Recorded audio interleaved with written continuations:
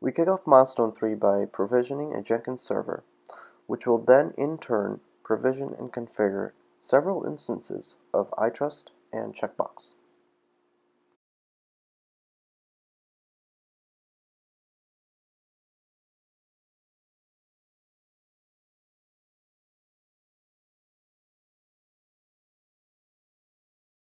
You can now see that our Jenkins server is ready to go, and in a minute you'll see that both iTrust and Checkbox will execute its build.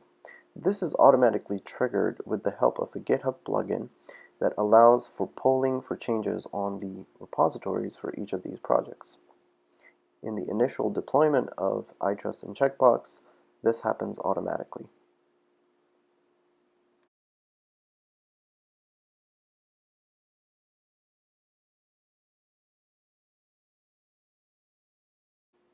Here we see a post-build task being executed that provisions several instances of iTrust.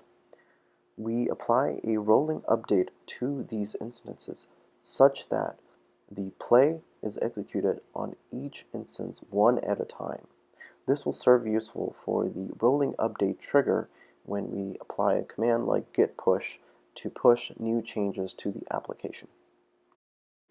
At the end of each play on redeploying an iTrust server, we print out a handy URL to the iTrust application so that we can check that it's up and running. And as you can see, the iTrusts are up and running.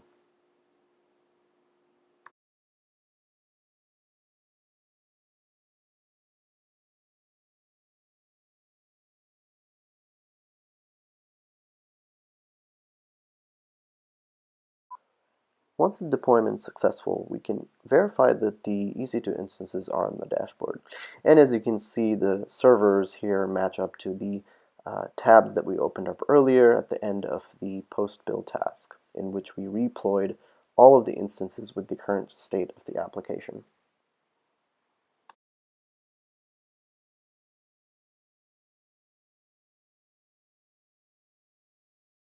We also verified that the SQL instance has been created, and since it has no front-facing interface, we don't see a home page for it.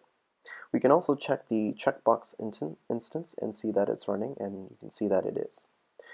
On the configuration for each one of these jobs, you can see that the Poll SCM is set for a build trigger. This means that it polls for any changes on the repositories of the projects and triggers the build when it detects a change. Now, let's talk quickly about our monitoring script. We have two functions, getStatus and monitorStatus, that will print out the status of each one of our iTrust instances with a heartbeat mechanism that is set for 2.5 seconds. And you can see on the printout that we're printing all of the statuses as 200 currently. Suppose we make a change on the iTrust repository, for example, the username text on the login form, and we push that change to our deployment branch called production. And you can see here that Jenkins will trigger that build because it detects the change being made on the repository. And as you can see, as before, we build and then deploy or redeploy in this instance to all of the iTrust instances. And now when we monitor the status, you can see 404 for the iTrust instance that is down currently since it's being redeployed, and eventually all of the iTrust instances have been redeployed, as you can see, 200s on all of them. And we refresh to check that the username text has been changed, and indeed they have been changed. And you can see on the Ansible playbook that they have been redeployed one by one. For our Canary Release component, we have a simple script that uses a proxy web server to redirect traffic to either the Canary or the stable version. We can use Docker to look at the services being run on the stable checkbox IO, and you see Nginx, Node, and MongoDB. On the Canary side, if we check for the services being run, we see Node, Nginx, but note that MongoDB is actually being shared among the two. Now let's listen to some traffic as we use the proxy server of Checkbox IO. We can see that the proxy server is up and running, and it is directing traffic to either the Canary or the stable version. And we can see that on the log. Now let's go ahead and stop the Canary version to see what happens.